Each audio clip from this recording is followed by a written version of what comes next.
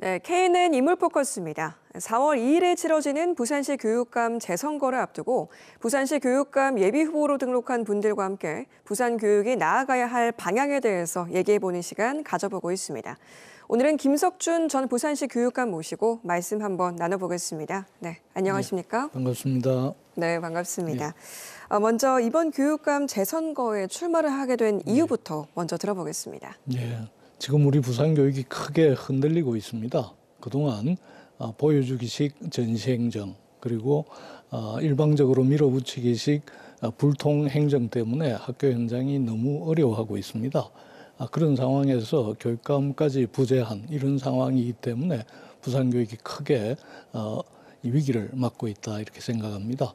아시다시피 이번 선거는 지난 선거에서 당선된 교육감이 불법 선거운동 때문에 당선 무효가 됨으로써 치러지는 재선거입니다.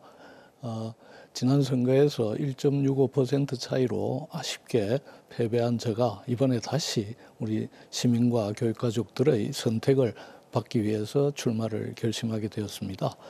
특히 이번 선거는 이 재선거이기 때문에 당선된 그 다음 날 바로 현업에 참여를 해야 됩니다.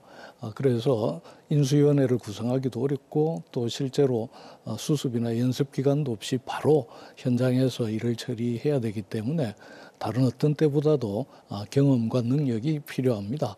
재선교육감으로서 경험을 충분히 쌓았고 또 시민들의 신뢰를 받은 제가 적임자라고 생각해서 이번 선거에 출마하게 되었습니다. 부산 시민 여러분들과 교육가족 여러분들의 많은 성원을 부탁드리겠습니다. 고맙습니다. 네, 아무래도 8년간의 어떤 부산 교육 행정을 이끌어봤다는 그런 경험이 강점으로 작용을 하고 있는 것 같습니다. 이번 선거에서는 또 어떤 점을 내세워서 부산 시민들의 지지를 좀 얻어낼 생각이신지요? 지난 8년간 나름대로 여러 가지 성과를 거두었다고 생각합니다. 우선 무상교육을 고등학교 때까지 완성을 했고요. 또 실제로 미래교육으로 전환하기 위한 준비를 착실히 다졌고 또 학업 성적이나 또는 진로 진학을 위한 지원센터들을 확대해서 학생들의 미래를 잘 준비하도록 했고 또 무엇보다도 학교 문화를 바꾸어서 학부모가 쉽게 학교를 찾아갈 수 있고 또 교사와 학생, 학부모가 민주적인 문화를 향유하는 이런 성과를 거뒀다고 생각합니다.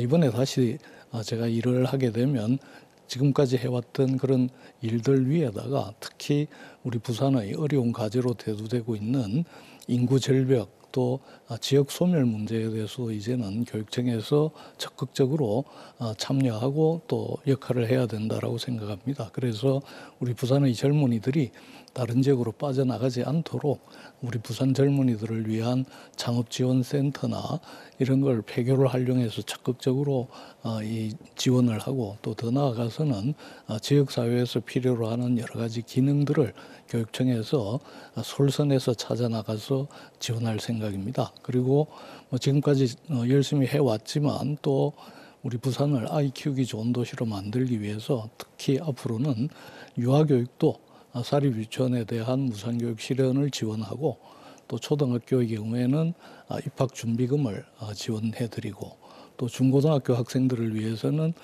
등교시 통학료를 지원하고 또 실제 이 난치병을 갖고 있는 아이들에 대한 지원 그리고 특수학교와 또 일반 학교의 특수학급 그 장애 학생들에 대한 지원도 대폭 늘려서 정말 아이 키우기 좋은 도시를 만들 생각입니다. 네, 사실 후보님과 관련된 어떤 사법 리스크에 관한 질문을 빼놓을 수가 없는데요. 다른 후보들도 좀 지적을 하고 있는 부분이기도 합니다. 어떤 입장이신지요? 사법 리스크 전혀 없다고 결론적으로 말씀드릴 수 있겠습니다. 이 문제는 이 해직 교사들을 변호사들의 자문을 받아서 적법한 절차에 따라서 특별 채용한 건인데 윤석열 정부에 들어와서 감사원의 표적감사 그리고 검찰의 짜맞추기식 수사와 기소 때문에 지금 재판이 진행되고 있습니다. 1심 결과가 나오는데도 연말이 되어야 나올 가능성이 있고 또 결과도 저희들은 상당히 낙관하고 있습니다. 결론적으로 아무 문제 없습니다. 그리고 만약에 정말 이런 사법 리스크가 있다면 제가 출마 자체를 하지 않았을 겁니다. 걱정하지 않으셔도 됩니다. 네. 이번 재선거에 당선되는 교육감은 하윤수 전 교육감의 남은 임기를 채우게 되는데 어떻게 좀 교육 정책을 이끌어갈 계획이신지 듣고 싶습니다. 네, 일단 하 교육감님도 나름 열심히 하시긴 했습니다. 아까 지적한 대로 너무 전시행정 또는 불통행정 이런 문제가 있었고 그럼에도 불구하고 또 성과 있는 부분도 충분히 있다라고 생각합니다. 그래서 하 교육감이 하신 일 중에서 계속 보완하고 유지해야 될 것은 해 나가야 되지만 또 근본적으로 재검토해야 될 것들은 철저히 따져봐야 된다라고 생각합니다. 그 중에 하나가 교육청 이전 문제인데요.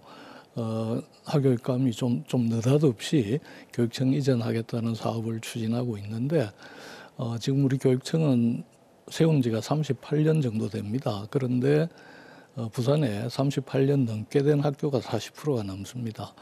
제 재임 시에도 이런 학교를 다 좀 현대화한 다음에 교육청 이전에도 늦지 않다라고 생각했기 때문에 이 문제는 근본적으로 재검토를 할 생각입니다. 그리고 실제 하교육감이 여러 가지로 좀 소홀했거나 또는 뒷걸음질 쳤던 이런 부분들에 대해서는 철저히 점검해서 보완하고 새로운 방향을 찾아나가려고 생각 중입니다.